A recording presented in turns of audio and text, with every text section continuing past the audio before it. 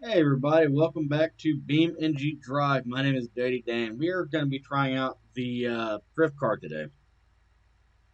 As you've seen for the past couple of days, I've been kind of attempting to get in the groove of it and try to get myself kind of acquainted with the track and everything like that. And I am using some assists just to kind of help out with getting the car sideways and keeping the wheels at the right angle. It's extremely difficult to do this on a controller, and so my goal is to be able to do this without needing the assists on and without being able to wreck. I'm having issues with consistency, so I'm trying to keep myself kind of on my toes and at the same time not do crap like that. Every time I go on that corner, I do the same thing. I feel like I make the same mistake around the turns that I make. I feel like I make the same mistake every single time I go around those turns. So I'm trying to kind of keep myself going, but without screwing myself over a little bit too much. Like right now, I'm not sideways enough. I'm not going fast enough to keep myself as sideways as I like to be, so I'm having to kind of hammer the car pretty hard. And right there, I'm going to wall tap. I say wall tap, but I just lost steering, so back to the pits again.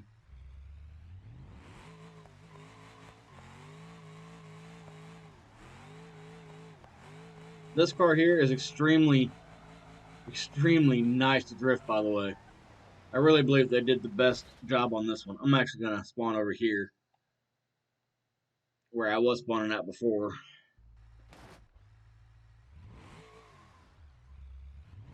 just so I can kind of get straight into it. So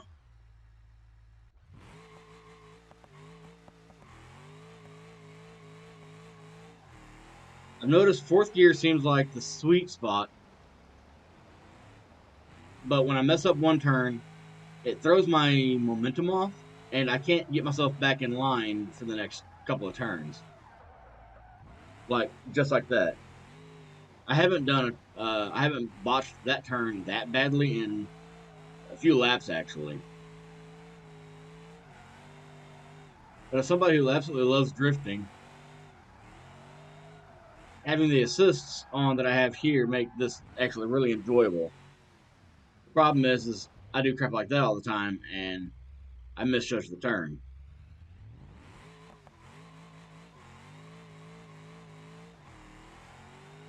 This thing is naturally aspirated, so it's not like I've got boost to contend with.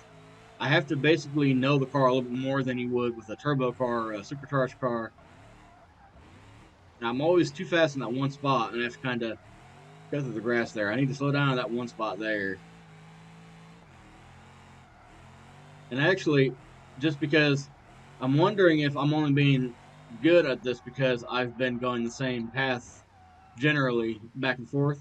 So I'm actually going to cut up here and make a couple of detours while I'm racing and kind of see if I can. Don't wall tap. I'm gonna wall tap. I broke the steering again. It's very easy to break the steering if you hit it at that kind of angle. But anyways, I'm gonna sit there and try to kind of throw myself off a little bit, keep myself from getting into a groove because I don't want to get it to where I'm only good at one track because I have practiced on it so much. I want to get it so that I can be versed in a lot of different styles, a lot of different ways. Like for instance, I don't think I've been down this route yet. And I've already screwed it up. I gotta get the speed back up again.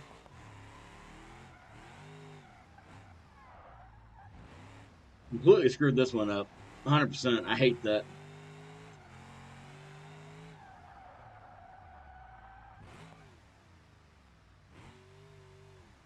I will say, while running on a controller, the only way to make these drifts actually work is to use the assists that we've got. And I stalled it out, but I got it fired back up again immediately.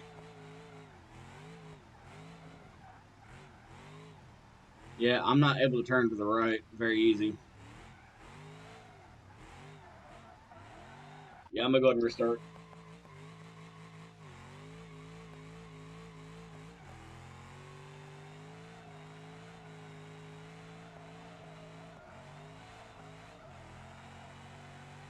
Very nicely done on that spot. I gotta slow down. I was trying to do a reverse entry there, but I did it a little bit. I threw it a little bit too sideways there, and that's kind of my fault. So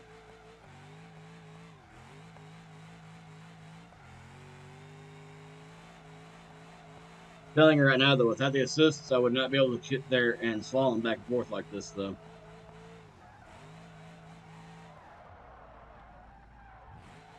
And it didn't work out the way that I wanted it to. I was going a little too fast for the corner, so I thought maybe if I did a 360 there, and controller just disconnected. Whee! All right, controller's back. I'm not sure what happened there, but all right. I don't know what happened. I'm sorry about that. Let's go back and do this again. I don't know if it's going to show you controller disconnected, but that was kind of weird. It just desynced for a second, and it was like, "Hey, I'm back." Gives me another chance to try to get this first turn in right though. And I cut it too early, so if there would have been a wall there, I'd have smacked it.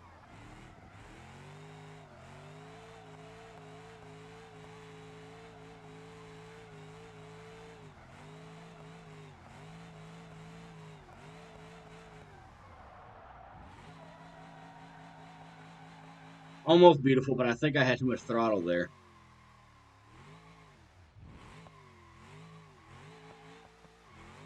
Not being able to clutch dump though, I do know is kind of hurting me because if I get to where I need more RPMs out, I can't, to break the tires loose. I can only do a Scandinavian flick to get the tires broke loose. I can't dump the clutch and try to get wheel speed out that way because I can't press the clutch. I could set it to one of the controls that I have here, but right now I'm just going to focus on basics, which is trying not to wreck.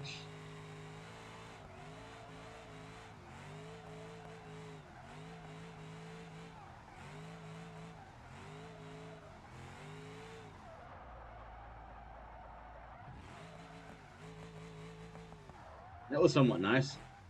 That one was less nice, though. This is one of my favorite parts of the track right here, though.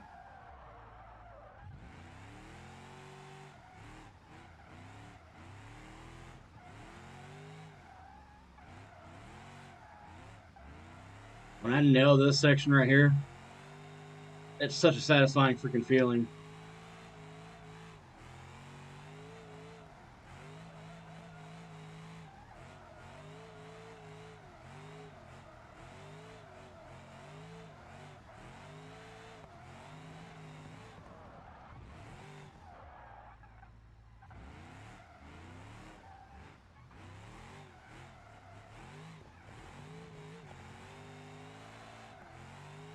Sorry that I'm not talking a whole lot, by the way. I'm doing this all live, so if I screw up, I screw up.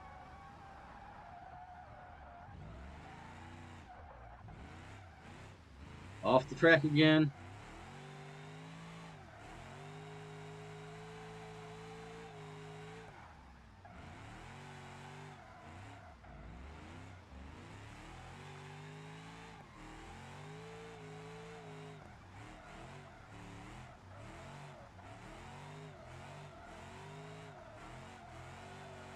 Absolutely beautiful. I'm pushing it a little bit too hard on lap two, though, and I'm afraid that I'm going to end up blowing it up. So I'm going to actually baby it a little bit here till I get to the section up here.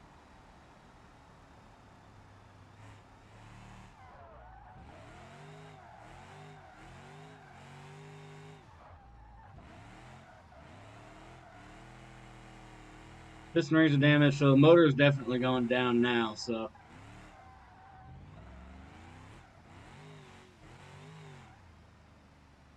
I'm actually going to go ahead and call this one a lap.